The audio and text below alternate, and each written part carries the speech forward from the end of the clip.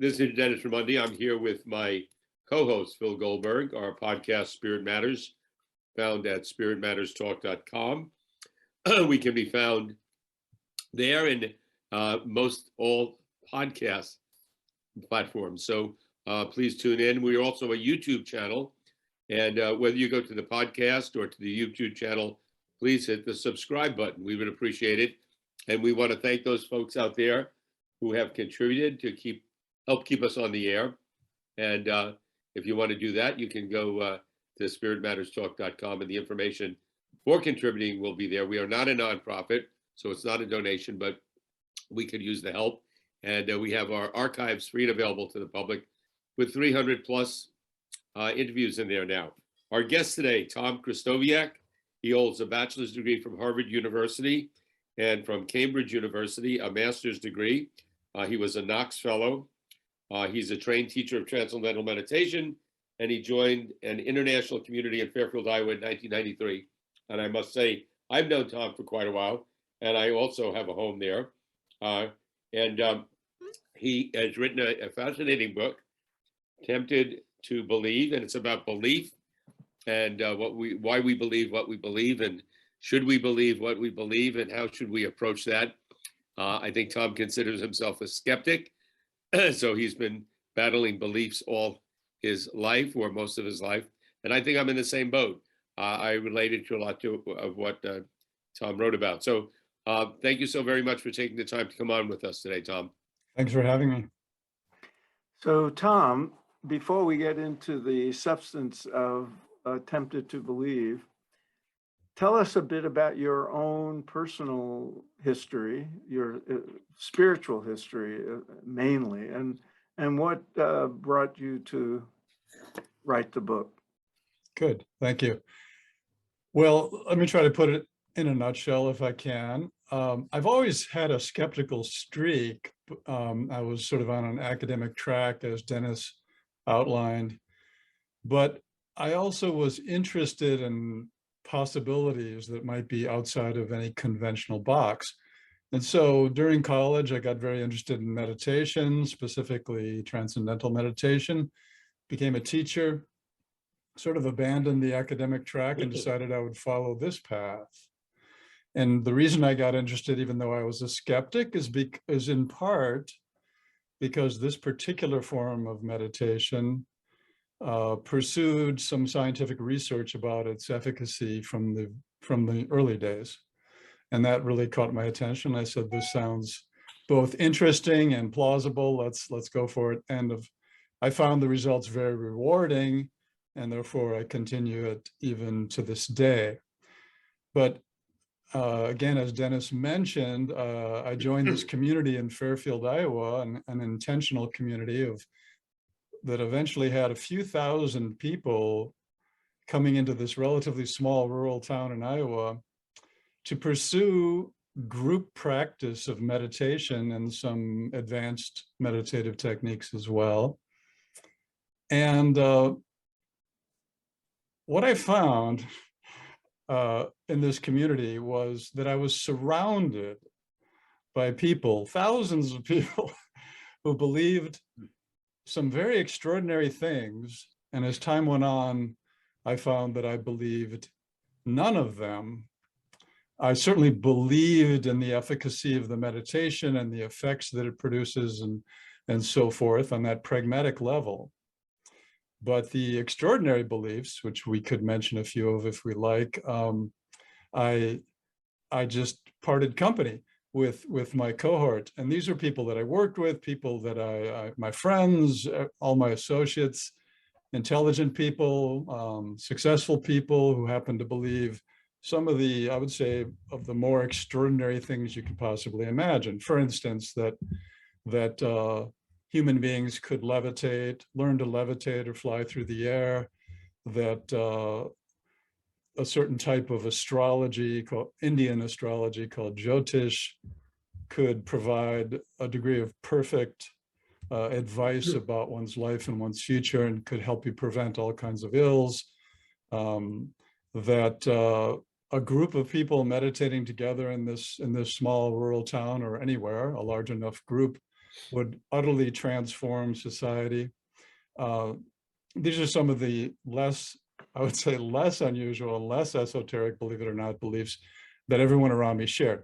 And so what I was finding is that I didn't share them, and that didn't cause me distress, but it definitely roused my curiosity as to how is it that all of the, not all of them, but the large majority of people surrounding me believed extraordinary things, even outlandish things, and I simply could not or did not.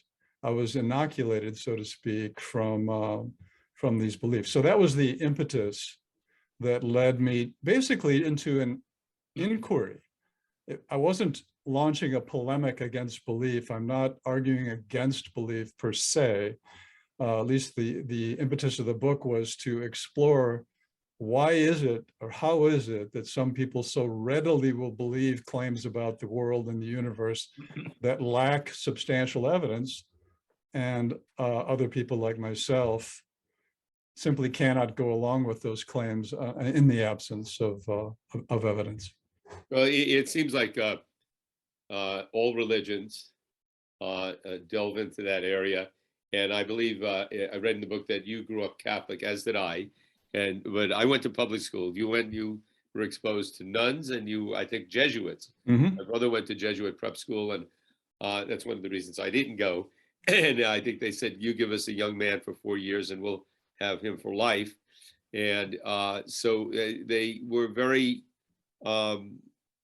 skilled at strengthening, giving one beliefs and strengthening one's beliefs, or getting one to commit to those beliefs.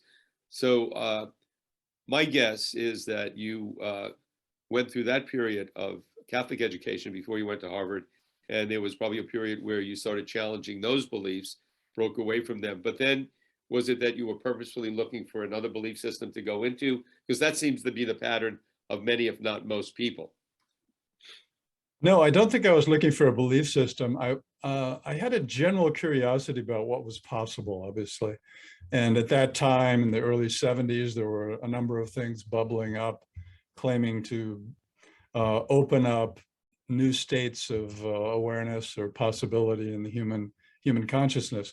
I mean, there were obviously the psychedelics and so forth, which were part of that, but also there were spiritual groups and leaders coming around, talking about the possibility that there is far more to this than meets the eye, and that there would be ways to open up to that. So I think I was more looking for experience rather than an actual any kind of belief system. Bill?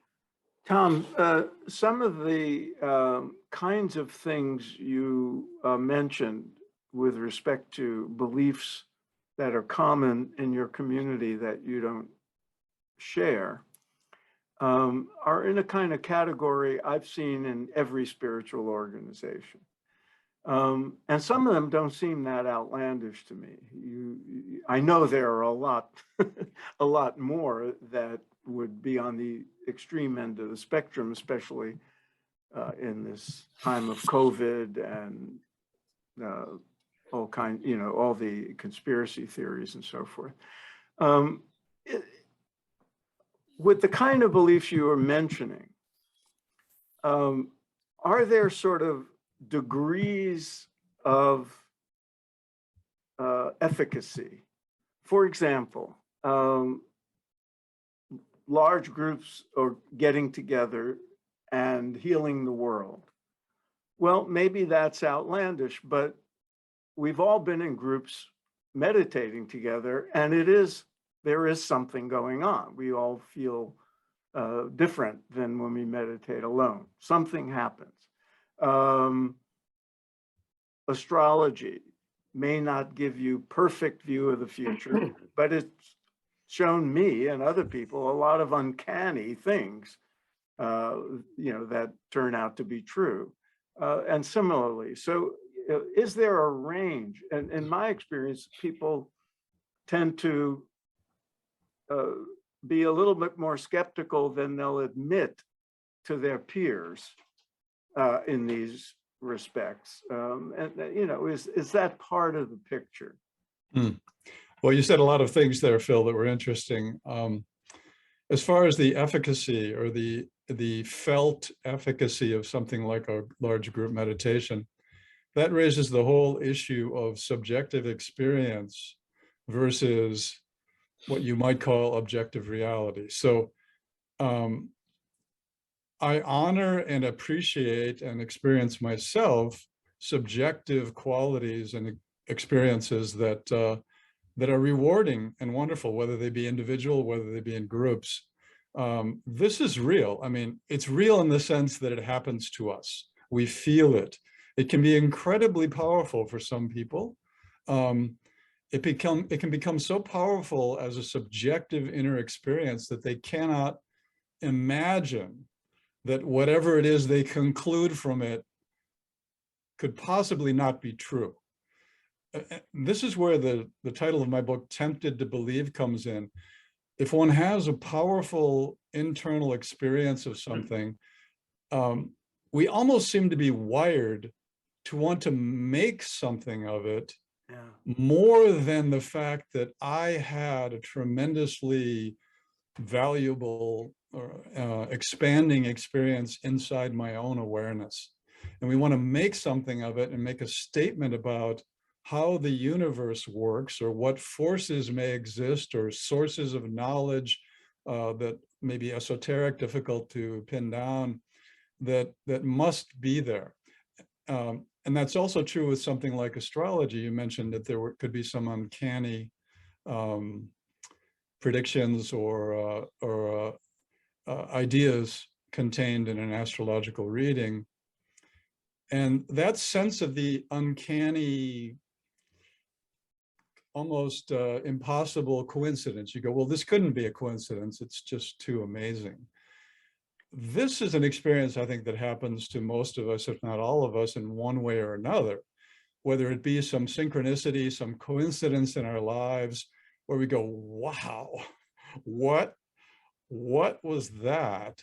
And that's step one. What was that? And generally the answer is, we have no idea. But again, there's the temptation or the tendency to say, what was that? That is a synchronicity, which is part of the network web of interconnected consciousness overseen by, a divine intelligence, whatever. I mean, that's sort of an extreme elaboration, but that's the kind of tendency, I think, that we take it, we want to take it and turn it into something that has discrete meaning. And also in terms of uncanny coincidences, there are the very, very difficult laws of probability, which we are not at all good as normal humans who, to evaluate, was this truly beyond belief, extraordinary, uncanny coincidence, or was it just the kind of thing that you might expect to happen from time to time if you pay attention to things as they go on? But yeah, I think there certainly is to get back to your broad question, there certainly is a range of levels of involvement or commitment with all of these spiritual things. And it's just, to me, it's just a matter of whether you want to put your stake in the ground with a firm claim about how the universe or the world works often in hidden and virtually unknown ways, or whether you just can dispense with that and go with the value of the subjective experience itself. By the way, Tom's book, Tempted to Believe, is the cover, and it's available now. So it's really well written, by the way. It reads very easily and clearly, which is especially with the subject matter, which you should be congratulated for. But in the book, there's a quote. At the end of your 4 years at Harvard, you turned to one of your friends and you asked them, above all else, what did you learn in your 4 years here? And his answer is, it is better to be fooled many times than to be a skeptical man. Could you elaborate on that? Yeah, that was Fascinating. actually the real impetus or crystallization, the beginning of the crystallization of my whole exploration. That idea exactly.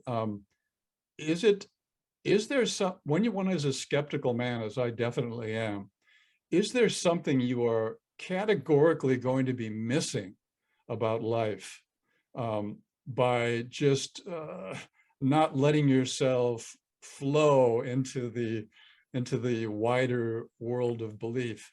And so I wanted to take that very, very seriously rather than just say, no, of course not. So I tried to expose myself, doing a lot of reading in the areas, of people who are believers, whether they're believing in conventional religious or spiritual things, whether they're believers in paranormal and esoteric things, trying to find the deep, solid truth in there, and being as much open as I could be to the idea that I might have my eyes open and go, okay, I see, there's something here that I had blinders on as a skeptical person. That did not happen to me. I honor so many of the practices. I know, Phil, maybe your most recent book, the Spiritual Practice for Crazy Times, is that the name of it? Yeah. All these practices that are available can have real benefits in people's lives, no question about that. The benefits can be had, in my experience, and the great expansiveness and the awe and the wonder about life and all of its manifestations. There's an unlimited amount of things that are available even to the skeptical person.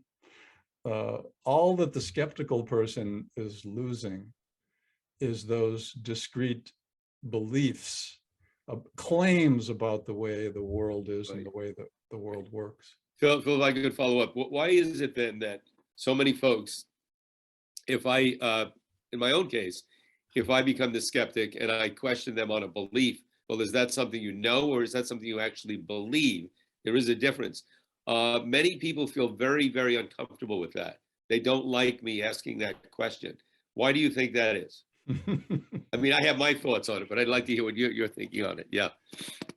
Well, I mean, one simple answer, I think, would be that perhaps in the back of their mind, they know that they're not standing on the most solid ground, especially when you get into the conventional ways of determining what solid ground is. Right. Some degrees of objective, verifiable reality.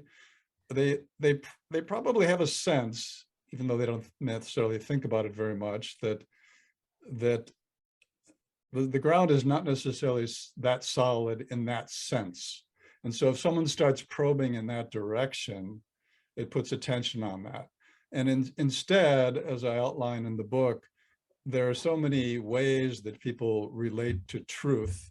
It might be, it's true for me, which sort of implies that truth can actually be an individual thing, as opposed to a consensual thing that has some greater validity. It may be that I feel this is true, or I intuit this is true. It's true on the level of my heart. These kind of claims, which are essentially extremely different and distinct from any kind of attempt to validate or verify things in an objective way. Thom, in my experience, there are people who consider themselves skeptics and hold that how can I put this? They consider themselves skeptics, but to such an extreme that they're closed to anything for which the known scientific evidence has not yet validated or confirmed. I find that some of those people are believers about anti-believing.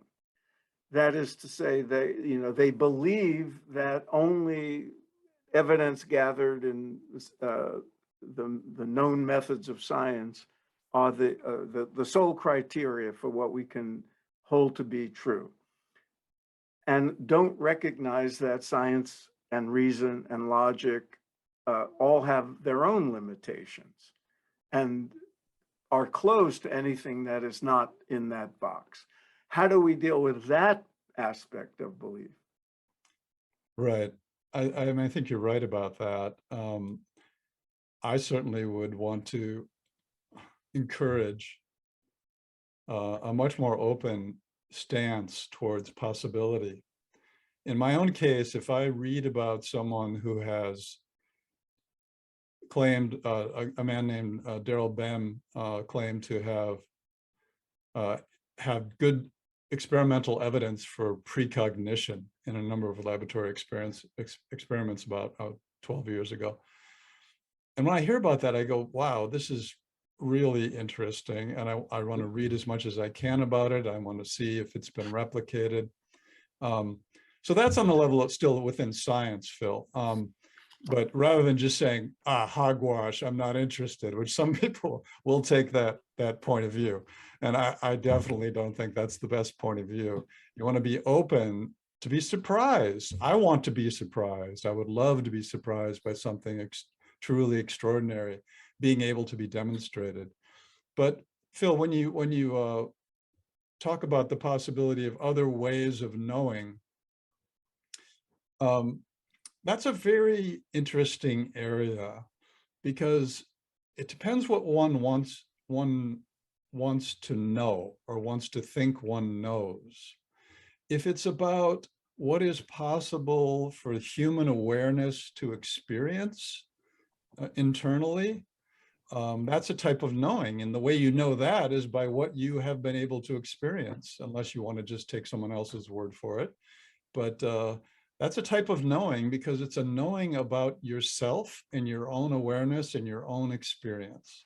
And it's hard to even want to deny anything like that. But as soon as it crosses the line into, as I said, let's make a claim, that a homeopathic pill will cure malaria. That is now entered into a different world.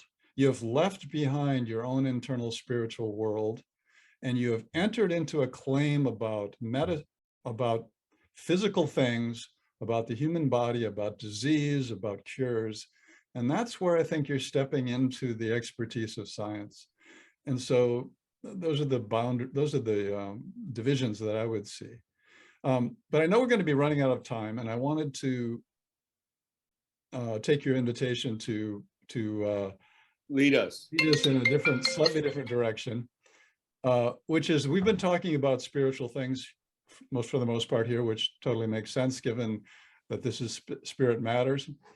But one of the things that occurred during the exploration that was my book, which was a very long time. I was working and doing other things at the time. This was a side project, so it took a long time.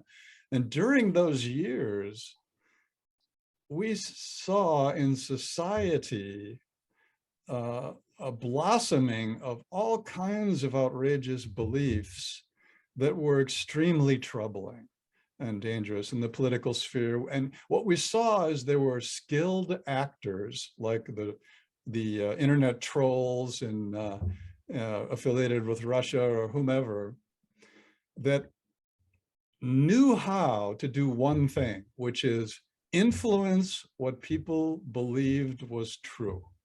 And they used social media very skillfully, and they used emotion and primarily, and they know how to do it. And so the danger there, and there've been so many things. We have all the conspiracies, we have QAnon, we have anti-vaxxers, we have the Stop the Steal. I mean, it goes on forever. Some of them quite disturbing or dangerous. And they share, this is where it gets really tricky, because I think the susceptibility of people to those kinds of beliefs bears a certain resemblance to people's ability to jump into discrete claims about the universe that come in from a spiritual level. In other words, things that you evaluate things by how they feel, how they seem, how they resonate internally, and don't give a lot of attention to evidence, grounding and more solid evidence. And that's why, even though there's so many people who are believers and spiritual believers who are wonderful people and are not pursuing any sort of, are not promulgating any sort of dangerous or negative things, there is a tendency, which you probably have read about, it's been covered a lot, that people have found a disturbing prevalence of certain conspiracy beliefs among spiritual communities, whether it be intense yoga communities or New Age enclaves. And I think that it's not like I'm not giving out a statistical or scientific analysis of that, but there certainly it's something that has been noticed both individually and by the press. And I think that's because there is some generic similarity there to be tempted to believe a claim about reality because of how it feels. It seems to extend something that I felt myself. And so we just leap all the way into saying, this is the way it is. This is the truth. And that can be very dangerous. I'm glad you brought it up because it's something I have been giving a lot of thought to. First of all, I live in an intentional community, as do you, a spiritual community, and I've seen a lot of that, and also a time when conspiracy theories are running wild, in large part because of people's access to social media. And I think, first of all, I mean, if somebody is in a spiritual community that is involved in some very unusual beliefs or whatever, so that's a segment of the population that is open to being able to believe things that might not have a lot of evidence behind them.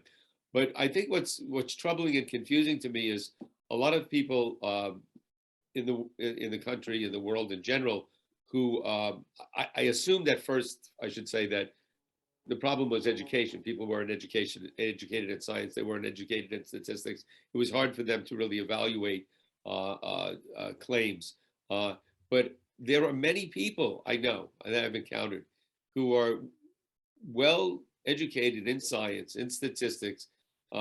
Overall, I would consider bright, intelligent people that have bought into some conspiracy theories and beliefs that are just baseless and nonsensical.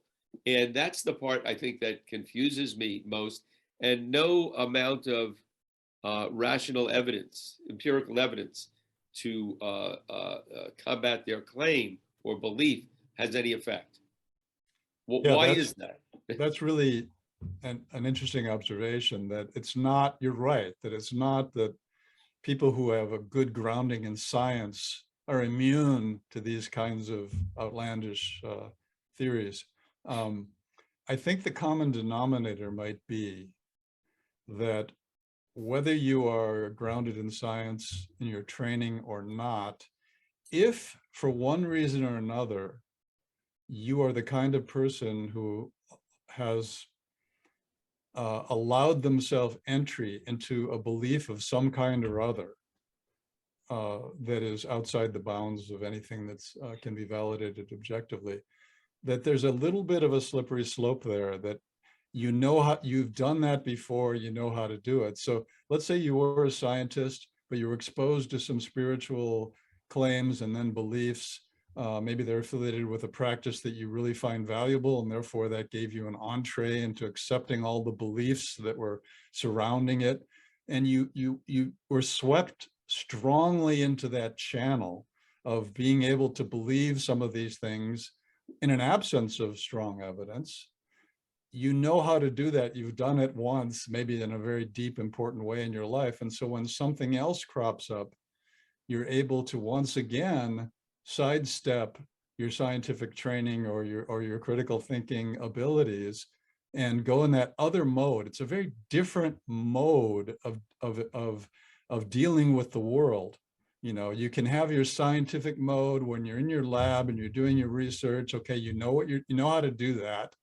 But then you go to the other mode where your values live and what you really think is important. And at that time, you may allow yourself or be unable to avoid using a completely different mode of interaction with the claim, and go, this feels powerful to me. This feels true. And there you go. Thom, isn't a big part of this, especially now that you've opened it up to the broader picture of life in an age of untruth and skepticism about what is true and how do we know what's true? Isn't there also factors such as what constitutes evidence?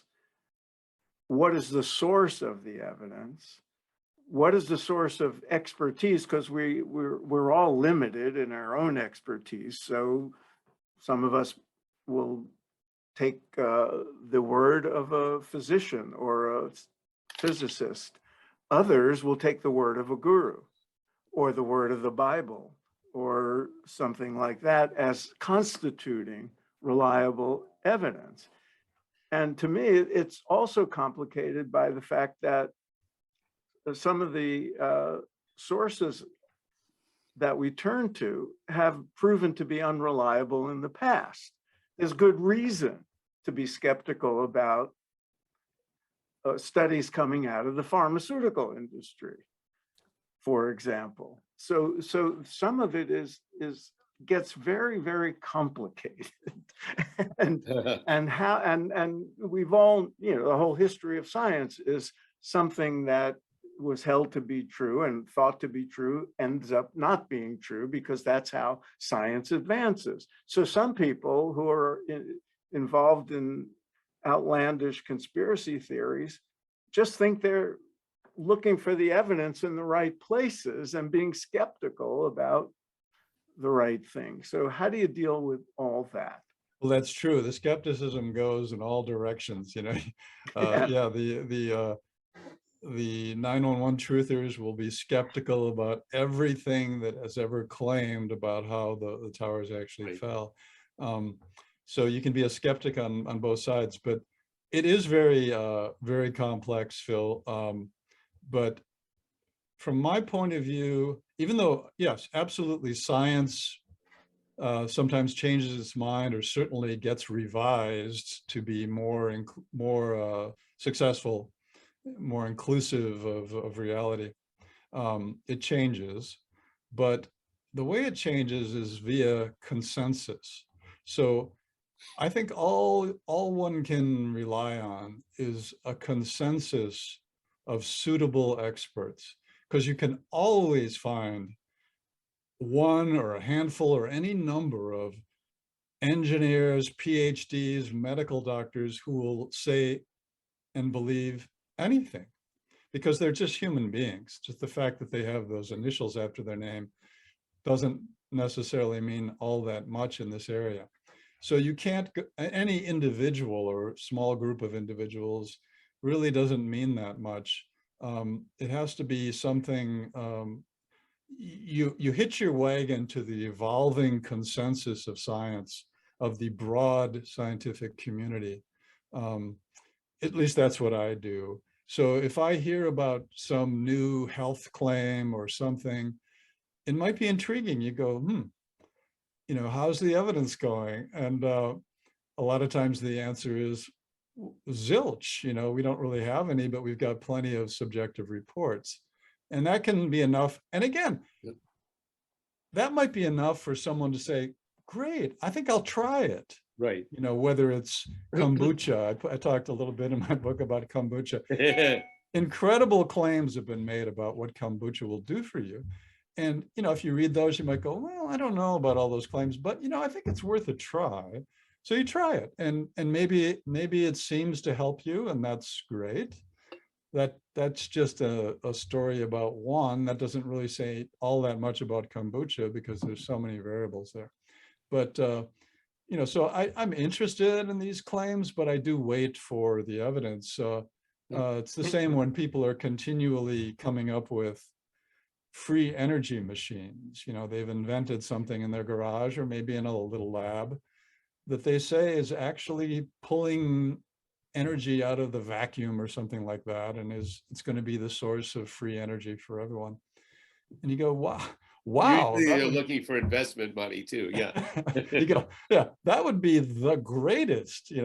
I love it, but the loving it, as I say, doesn't win.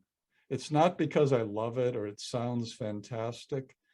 You find that the evidence just isn't there, and I have to wait for the time when there will be a consensus backing it up of replicated science.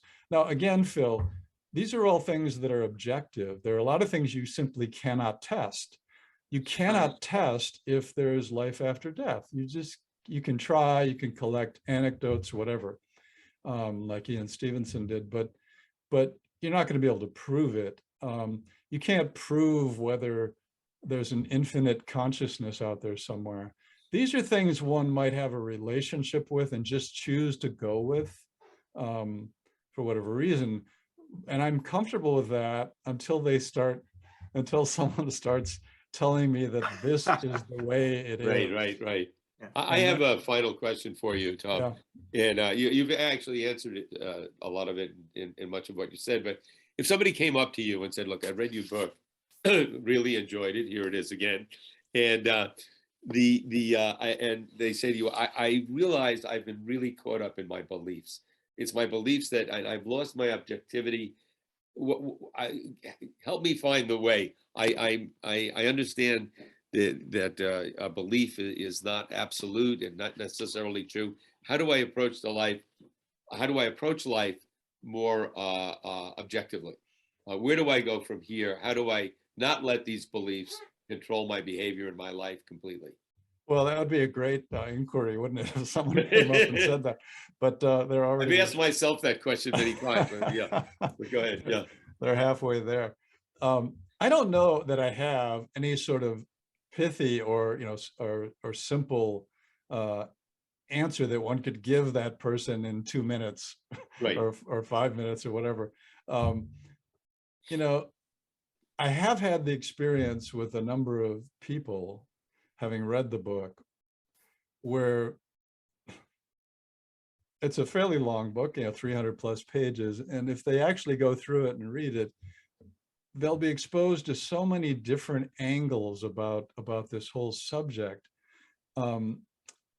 continually shining the light of evidence onto the inquiries. And what I found is, at least with some people, their previous unexamined beliefs or partially examined beliefs loosen up. So an exposure to a more in-depth investigation of all the different sides of this question, I think, has that tendency more than, unfortunately, some simple Mahavakya that one could give them that would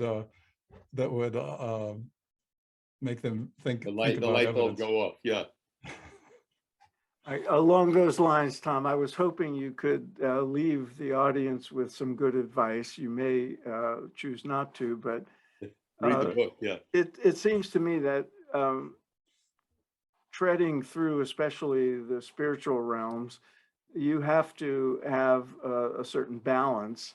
And one of those areas of balance is to be open-minded about what might be possible and what might be true beyond what seems obvious, without being gullible. And on the other hand, to be objective and skeptical without being a cynic or closed-minded. How do you find balance, and what do you recommend to other people? Good question. Well, I think you said it well. Those are the approaches. I personally am very inquisitive and open and want to be surprised. As I said, I would love to see an alien descend from a UFO on my property, or just blow me away, please. I mean, that would be great. So open. I love to read and hear about people exploring all kinds of spiritual possibilities and other possibilities. I don't love so much reading about QAnon and some of these other things. That's a little bit beyond the pale. But yeah, the openness is really, I think, very important, because it allows you also to communicate better with people who are believers. You certainly don't want to come across as someone who's above them or in any way condescending or judging. It's want to have an openness and an appreciation of what their life experience is. But yeah, at the same time, at this time, I think in society, a lot of us are pretty well aware that there are real dangers or pitfalls to not applying a certain type of critical thinking more broadly than is often done. There's a great need for that. And I think we have enough examples right now, not just from unusual spiritual pursuits, but also from so many political or conspiratorial thinkings, that there's so many examples to point to that anyone can, or most people, many people can see that there's a real value in honing your own critical thinking, and in asking yourself the simple question, do I know this is true? How do I know this is true? Is it true just for me because that's the way I feel, or is it true in a broader sense? And how would I know that that's the case? Good way to end, don't you think, Dennis? Yeah, excellent. Thank you very much for your time. And again, the book, Tempted to Believe, The Seductive Power of Claims About the Truth, Thom Krystofiak, available on Amazon now and all other good places. And any questions, we'll have all this information posted up. And again, if you're listening on the podcast or you're watching on YouTube TV, please hit the subscribe button. Many more great guests coming up. But Thom, that was fascinating, and love to have you back on sometime. This is subject matter that is of great interest to me, for sure. Thank you very much. Me too. Thanks, Thom. It's been great talking to you guys. Thanks a lot for having me.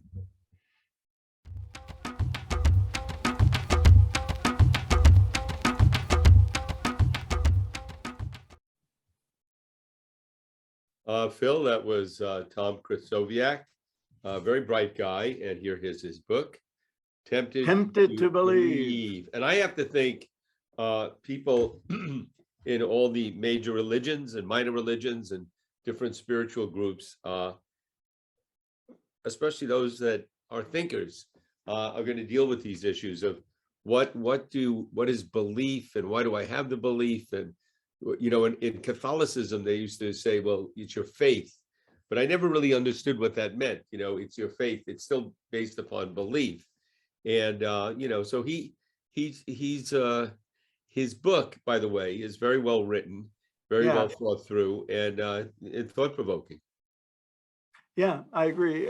It's interesting because all the surveys and all the studies of contemporary religious life show a decline in belief, right, and membership and loyalty to traditional, right, conventional religion, and that the percentage of people who don't believe and pull away, it gets bigger and bigger with every generation.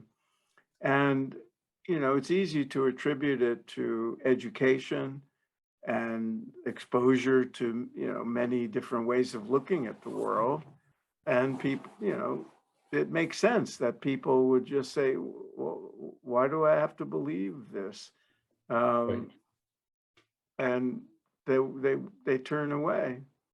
Well, I have a question for you, because I think you're in a unique position to sort of answer this. And that is that you wrote American Veda. You looked at Eastern, Western traditions very carefully. the effect of East on West, and I'm sure West on East as well. Do you think that certain religions like Hinduism, does it require as much faith as Christianity, as Judaism, as Buddhism? Do some of the faith, it seems to me, being on the periphery and being involved in TM for many years, and getting to know more and reading a lot of Indian literature, that certain religions like Hinduism are much less faith, belief-based rather, than Christianity. But maybe I'm wrong. I don't know. No, that's a standard perspective, and it has a lot of validity. It's not just Hinduism, but all the traditions that were birthed in India, including Buddhism and Jainism and Sikhism, and maybe even if you include Taoism and Confucianism in China, they're much more oriented toward experience and evidence, and they've never been, for the most part, incompatible with science and the progress of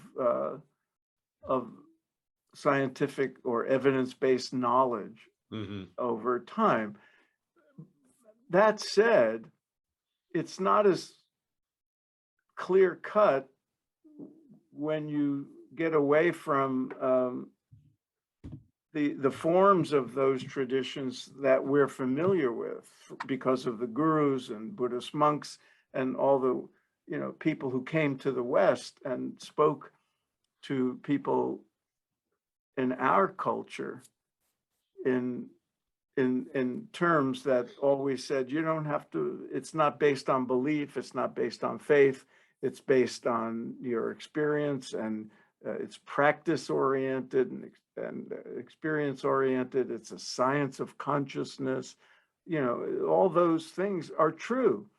That said, in Asia or in Asian immigrant communities in the West, you see elements of what people might think of as faith-based or superstition, even rituals, beliefs, and things that even some of the swamis and Buddhist monks would not encourage people to necessarily believe in. Not evidence-based. If I pray to this God, if I do this, then my child will be healthy, and so there is a certain amount of what the kind of faith we're familiar with and all that, but much a big portion of those Eastern traditions are not faith-based, but much more experiential. Right. As a matter of fact, I've even heard talk to Hindus who seem to would have no problem taking on Christianity and still feel that they were Hindus. That it wasn't like one interrupted or negated the other. Whereas Christianity and in Judaism, I think other religions, there would be you'd have to choose between one and another. You couldn't be multi.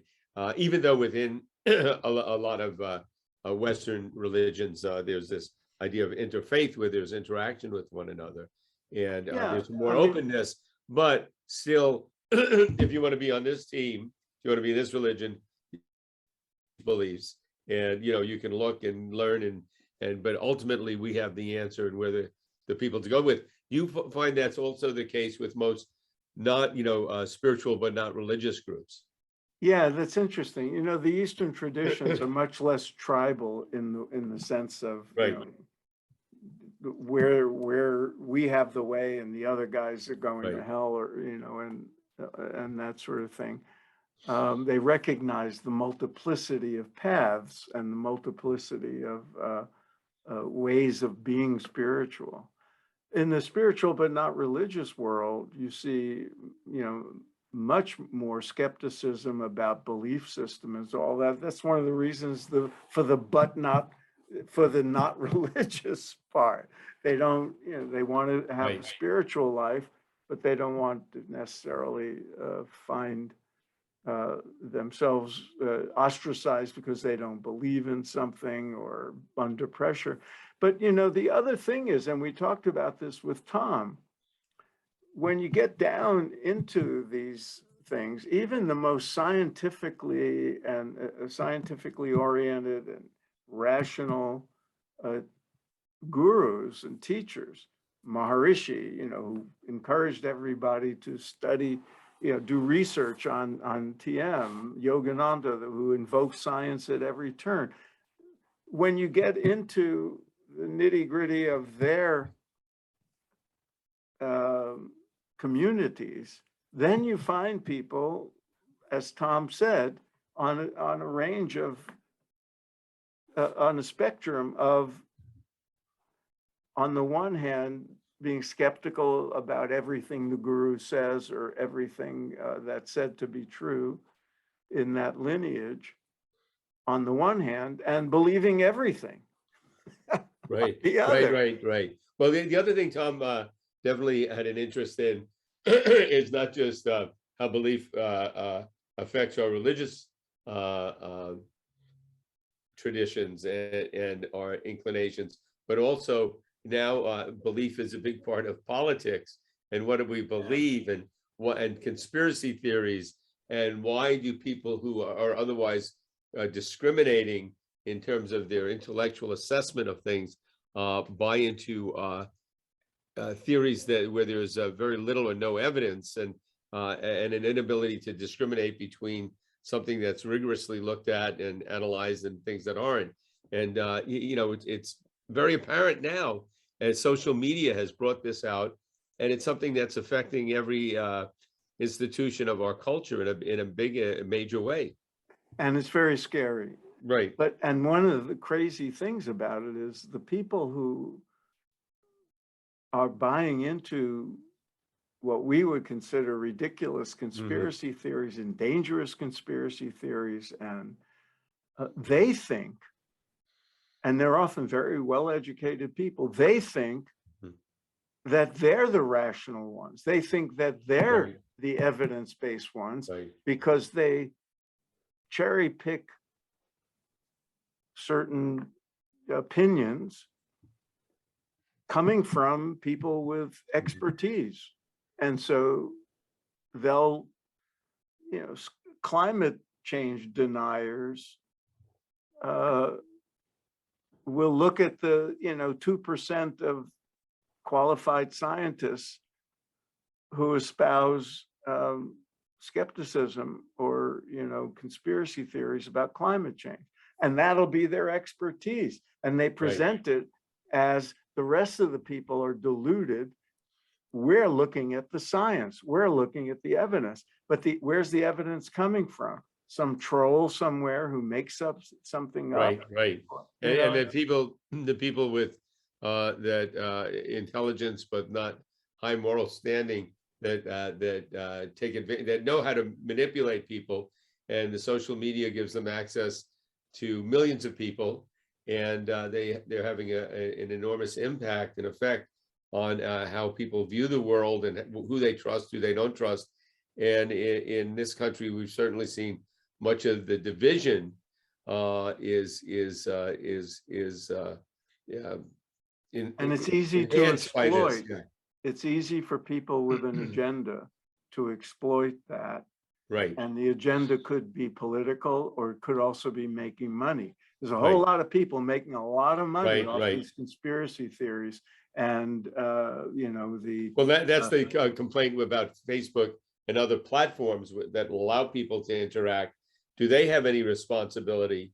Because they're allowing for people to create panic, not based upon anything real often. And so there's real arguments there. But then you have like freedom of speech, and it's stuff that we've never had to deal with before in the way that we're dealing with it. And no, there were always liars. There were always people who were conspiratorial and trying, who had wacky ideas, but they had to distribute pamphlets. They couldn't Harvard reach. Square, yeah. They couldn't reach that many people so quickly and easily now. And anyway, we're not going to solve this, Dennis, but I'm glad we opened the question, and Tom's book is Is a the very book. useful. Very well written, very bright guy, and I recommend it. If you, we'll have all that information posted Okay. up. And we have many. Oh, by the way, before you disconnect, please subscribe, whether you're watching us or on the YouTube channel or listening to us on the podcast. Please hit the subscription button. And if you would like to contribute and help us keep going and keep free and open to the public, go to spiritmatterstalk.com, and the information is there. We are not a nonprofit. It's not a donation, but we can use the help keeping us going forward. Phil, Yes, sir. till next time, and we have some really good ones coming up. Interesting folks on tap. Always. Stay Till tuned. next time. See you next time, Dennis. All right.